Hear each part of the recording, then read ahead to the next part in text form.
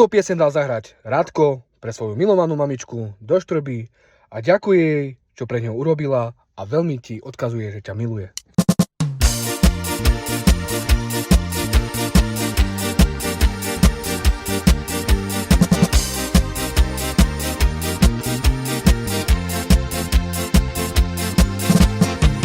Chýba mi veľmi moja mamička, do sveta ja som jej odišiel. Teraz mi ona veľmi chýba,